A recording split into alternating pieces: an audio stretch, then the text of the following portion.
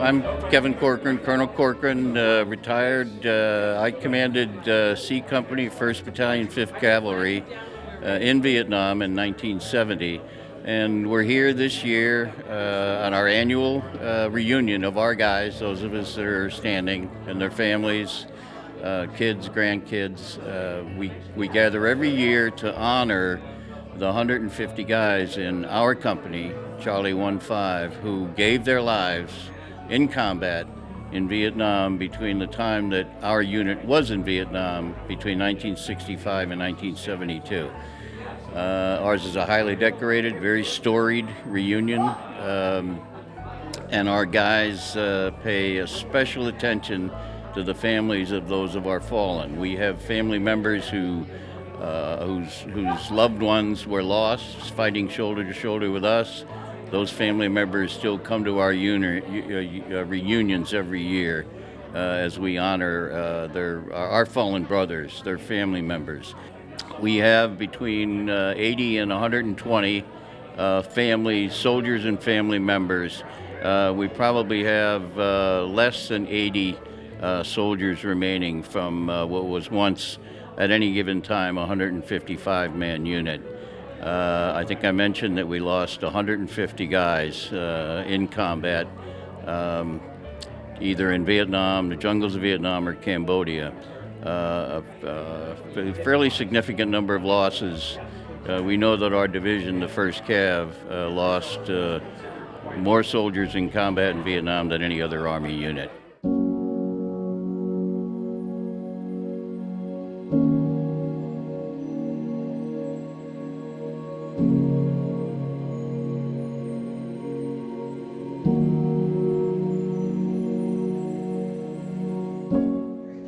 So we're going to go with 52 years ago.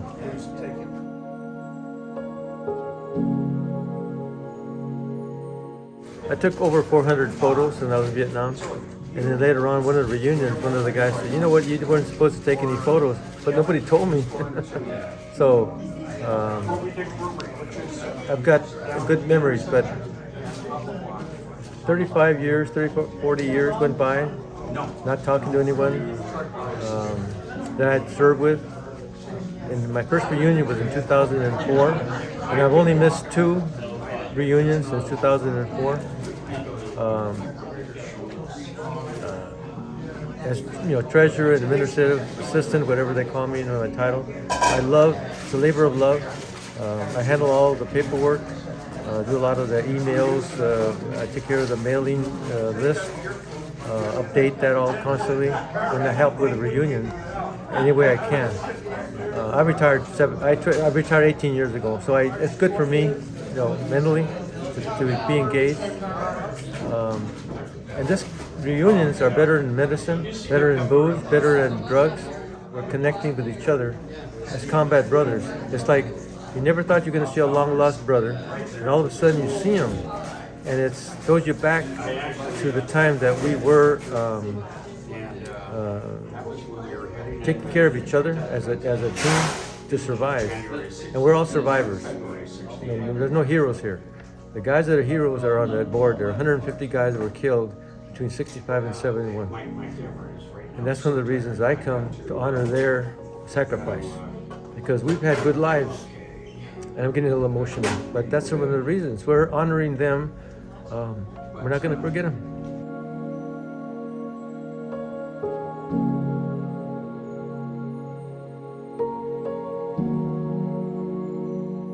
This is a great therapy session for all of us.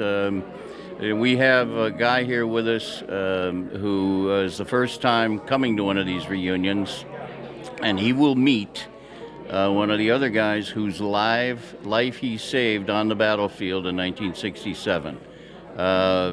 This happens fairly frequently with us, guys that have not seen each other in years, meeting up at these reunions. It's a great therapy session. Guys can relax, talk to each other about things that sometimes they don't want to share with others. We find it very renewing, very refreshing. All of our guys are listed to some degree as disabled by the VA. either through illness, Agent Orange, or more commonly battlefield wounds. And this is an opportunity for the guys to share their experiences again with people that understand and can empathize with their struggles. So that's what we're here for this year in New Bedford. We try to meet in a different city every year. We chose New Bedford this year over a couple of other places because it's such a unique city with a lot of character. A large city, once the whaling capital of the world, and still one of the great fishing seaports of the world. So that's what we brought our folks to New Bedford for our annual reunion. You know, Mayor Jon Mitchell is here to say a few words and to welcome us to this beautiful city of New Bedford. I've already gone over pretty much your bio so that we didn't have to take a lot of time doing that. But the most, one of the most significant parts that we didn't spend too much time on is that you know, the mayor has been in the uniform of the United States Army. He spent 6 years in the Army National Guard and a couple of tours in the Middle East. He's No, it wasn't the point. No. Okay. It wasn't the point, so not. Okay. Well, I served, but that wasn't the point. okay. Nope. Couple- Politicians in get in trouble uniform. when they let others embellish. Exactly right. Yeah. Correct the Okay. record. All right. Well, I won't list all these awards and decorations. No silver stars on my chest. Okay. Yeah, that's right. You can't get in trouble with that. But in any event, he knows our language as a former member of the Army. He knows our language, and more importantly, he knows our hearts and how we think and how we feel and why we come together at gatherings like this, specifically to honor the 150 guys who gave their lives in Charlie 15 Cav in Vietnam combat between 1965 and 72. Their names are all on that scroll. And on Thursday night at our memorial service, we will announce every one of those names and show a picture of those guys. Every year we do this to honor them. Mayor Mitchell, we're honored to have you with us to welcome us to this city, and we'd be honored if you'd accept these small tokens. This pin has our first Cav logo on it and a flag of the United States. I'll actually, if you like, I'll have Bridget, my wife, come up and pin you here in a second. I would love that, yeah. Okay? Just don't drop blood. Yeah. Oh, yeah. No, it's not me, Bridget. No, don't draw blood, all right? And, Don't be nervous, Bridget. all right. Nails, can't get that thing off. There we go. There we go. There we go. Carol should be doing, Carol, you should be doing this. Whoops. Actually, I'm not in the one here. Carol, you want to come over here and do the other? Come on. No? All right. Thank you, darling. There you go. Well, and here's a ball cap with Nice. our insignia C15. And we'd be honored if, as the mayor, I know you lead by wandering around and meeting all of the folks in the community. You'd wear one or both of these as an honorary member of one of the Army's most highly decorated combat units and highly storied. We have the author of a book on Charlie 15 right there, Steve Hassett. We have the Army's principal historian on Vietnam, Dr. Eric Villard, right there. He's the author of a couple of those books, which includes the stories of Charlie 15. But in any event, we're honored to have you, and we're pleased that you're welcoming us to New Bedford. Colonel. There you go. Well, thank you, Colonel. The honor is all mine. And let me just say to everybody, welcome to New Bedford. We are pleased that you are here, and when Mr. Brown reached out to me it was a while ago. You were, yeah, I was gonna say, yeah, you thought about advanced planning. I think it was like in the middle of the pandemic where our thoughts were elsewhere at that point, but you were already, you knew when the pandemic was going to end, and so they figured, okay, we're gonna pick a date. Wow, we should have looked to you when to tell people when to take their masks off and all that stuff. But thank you. I got it, and I was touched by the invitation in many ways that you would have your reunion in our city. Not that our city doesn't have a whole lot to show off. More people should be doing exactly what you're doing, which is to check out New Bedford and all the great things that we have. And I'll be happy to give you restaurant recommendations when the camera's turned off, because I can't publicly tell you what my favorites are, but be happy to provide you with whatever guidance I can. But I was honored because I'm generally familiar, and I'll be called on any factual discrepancies, but I'm generally familiar with the exploits of the first Cav in Vietnam, and I've always had such tremendous admiration for what the division accomplished, what its elements accomplished along the way. And I think of the first Cav, I think of a division that was always in the thick of it, right from the start, right?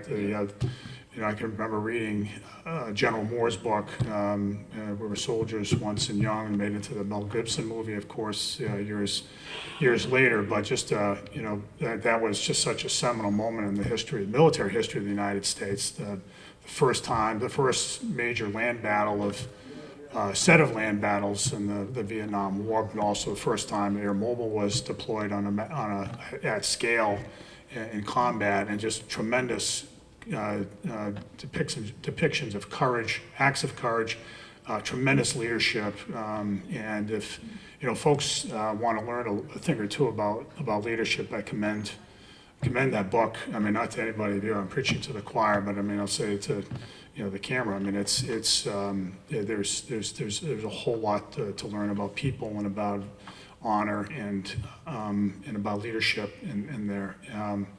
And then, moving on from the Central Highlands, the division moved north just before Tet toward to the DMZ, and again, right in the middle of everything, right around the time of Khe Sanh. And so I have great admiration for what the unit accomplished, and the sacrifice just speaks for itself. But also, you are an elite group, whether everybody appreciates that or not. They certainly appreciate it now better than they did when you came home, but I'm here to tell you, you're in a city that appreciates your sacrifices and what you gave. That's part of our core set of values in our city. And so I'm happy for you that you get a chance to check out my city. I'm also pleased for you that you will have the opportunity to connect with one another in ways that you can only do among yourselves realistically. That there's stories you tell and things, that the little things here and there, the images, the experiences you shared, you can only talk to your friends and those in your unit with, and those are the only people who are really going to get it. And so, that's something I respect, and it's also something that I'm pleased that you get the opportunity to do. That's why these reunions are so important. The other thing I'll just say is, I'll say this, this is somewhat, if you humor me a little bit, it's what you're doing here, and this will be shown on local cable, and we'll take a picture for social media, just everybody knows you're here and what this is about. But I do think, and again, in a self-serving way for my city, if you permit me, you're coming together here is at a really a pivotal point, I think, in the country's history. And I'm not about to say anything political. I think I'll say something that everybody of every political stripe would generally agree with, and that is, the example. We have a crisis of people in America being checked out in every respect, right? So I'm the mayor of a city of over 100,000. And we're having one hell of a time hiring police officers these days, right? We're having a really tough time hiring teachers. We look around, we're having a hell of a time getting people to show up to vote. And, there are generational shifts, and so some of this may be, a matter of disruption from the pandemic, whatever the causes are, and some of it's longstanding. But, to have a group like you who, to your very core, exemplify showing up, discharging your duty, doing it with honor, but just being there, not for your own ends, but for broader ends, is something that we need more of in America. You need to know not just your story, but other stories, similar stories, similar examples. And that's why one of the reasons why I think your visit here, even though you're in a sort of it's a stuffy room right now. Everybody's getting warm, right? And it's and it's kind of raining outside. But it's what you're being here is you're doing a certain service for our city, and I would just.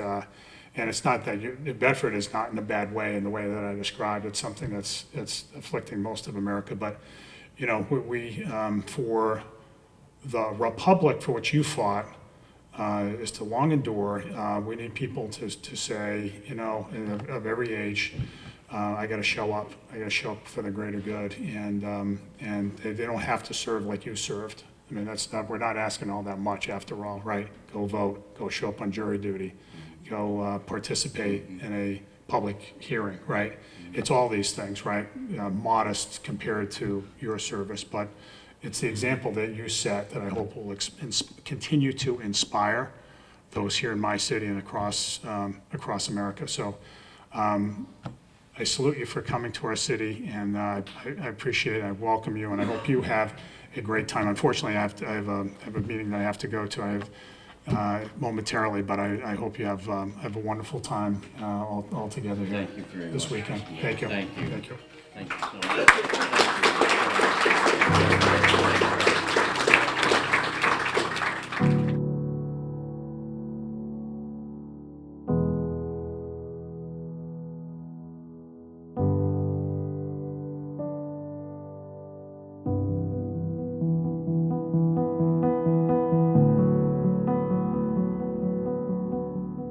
When you come across the name Cleveland Bridgman, Captain Bridgman was killed in action in Vietnam in 1971. Tomorrow, this unit, all 70 of us, are going to go visit a memorial bench for him at the head of the harbor in Peyton Air.